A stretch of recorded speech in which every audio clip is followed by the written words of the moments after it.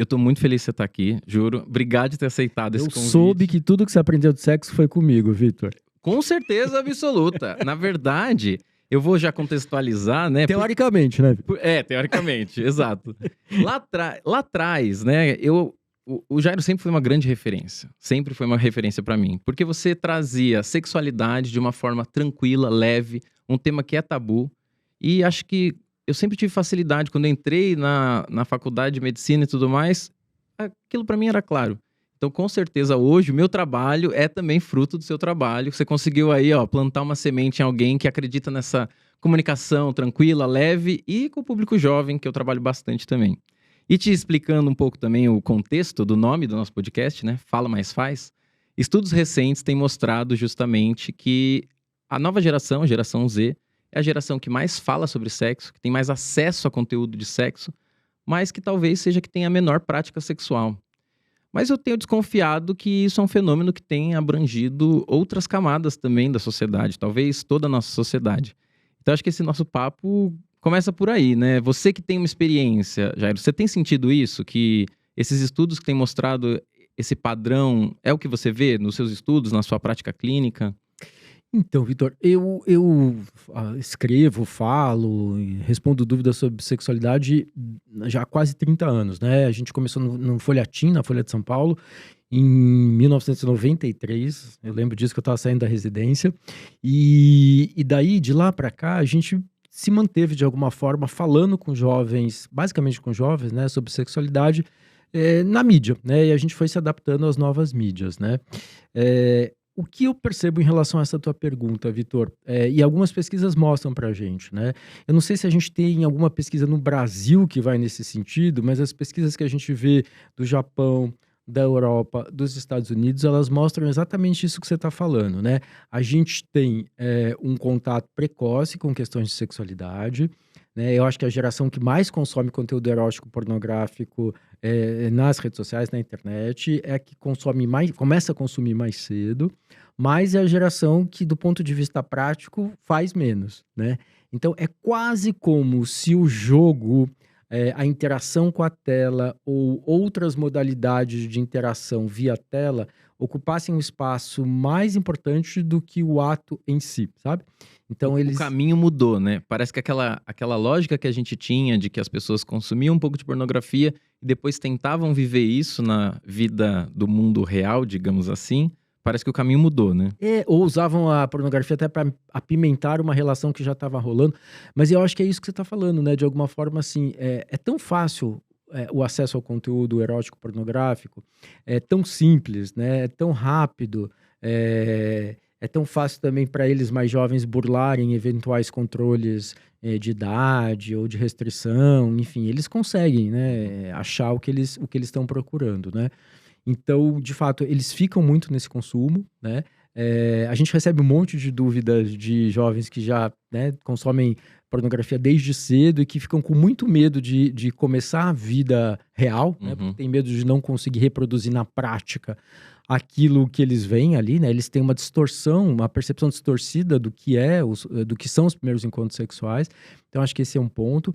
E outro ponto é que o barato de ficar ali na interação, na rede social, no aplicativo de encontro é tão grande, né? Que eles passam, às vezes, mais tempo nisso do que realmente viabilizando.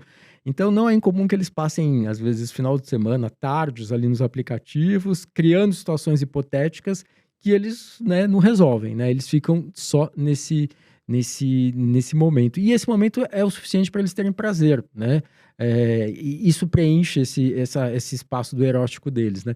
Então a gente vê isso já de uma forma bastante importante no mundo ocidental e no Japão também, a gente tem alguns estudos de lá.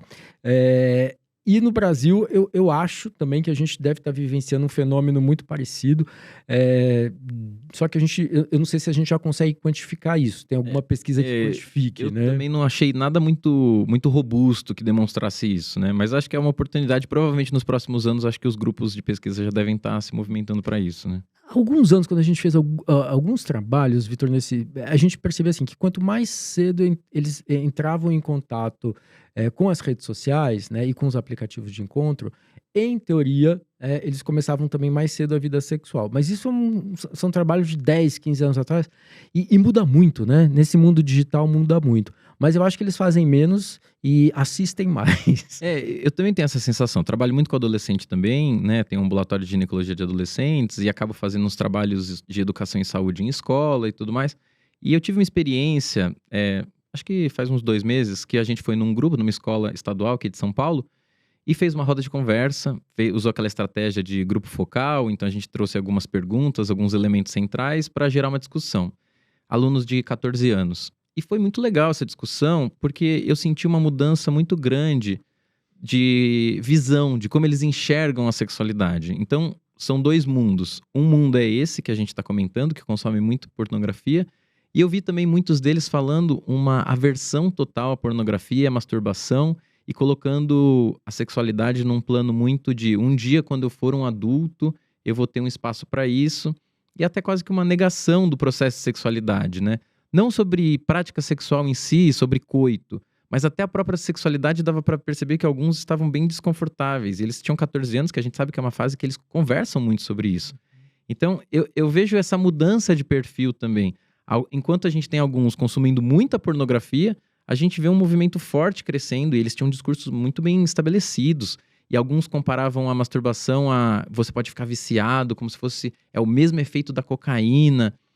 E dava pra ver que eu consegui entender o que eles estavam querendo dizer, mas dá pra ver que existe uma corrente. Eu acho que eles consomem isso também na internet, né? Uma corrente que eles usavam a dopamina, e eu falava, olha, tem algumas coisas que vocês estão falando que não é bem assim. E daí tentei construir com eles. Mas eu senti muito esse contraste. Você tem visto isso? Deles falarem sobre vício de masturbação e pornografia de uma forma exagerada, como se aquilo fosse muito errado? Tenho sim. Eu acho que não é, tipo, uma corrente majoritária, assim, né? A impressão que eu tenho é que a maior parte tá nesse universo de consumir erotismo, pornografia e ficar só nisso, ou de ficar muito tempo em redes sociais e em aplicativos, trocando mensagens, trocando likes, nudes, muitas vezes. Até às vezes abrindo câmera, né, para fazer, para né, ter um espaço de tempo, né, com essa questão do jogo erótico, assim, mas via digital, né? Telesexo. Um telesexo, sei lá, um Skype sexo. Um sex web. Alguma coisa do tipo, né? Então tem essa turma, e que eu acho que talvez seja uma turma que parta menos pro sexo real, concreto, né, como a gente estava falando. E tem uma corrente, eu acho que é minoritária, né, mas existe sim, que eles namoram com esse movimento do NoFap, né? O NoFap é essa coisa do não à masturbação, porque com isso eu economizo a minha libido, a minha energia. Quando eu for fazer sexo, eu vou ter um desempenho muito melhor, eu vou ficar menos cansado no dia a dia, não tem risco de eu me viciar. Então, mais focado, mais produtivo, eu conseguir atingir os meus objetivos, alcançar tudo aquilo que eu quero, dos meus sonhos. E para um adolescente é muito intenso esse discurso deles, né? Eles são muito radicais, eles tendem a ser radicais com algumas decisões e algumas posturas. Acho que até por conta da inexperiência, né?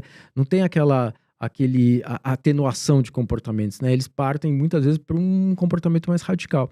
Então tem essa história do NoFap, e a gente recebe muitas dúvidas de vez em quando de jovens que falam, eu me masturbava, tal, e aí eu comecei a achar que eu estava fazendo muito, comecei a achar que eu estava indo mal na escola, comecei a achar que eu não estava mais jogando bola com os meus amigos, então resolvi radicalizar, agora só vou fazer sexo quando eu casar, ou quando eu tiver uma parceira mais fixa, quando eu for mais velho.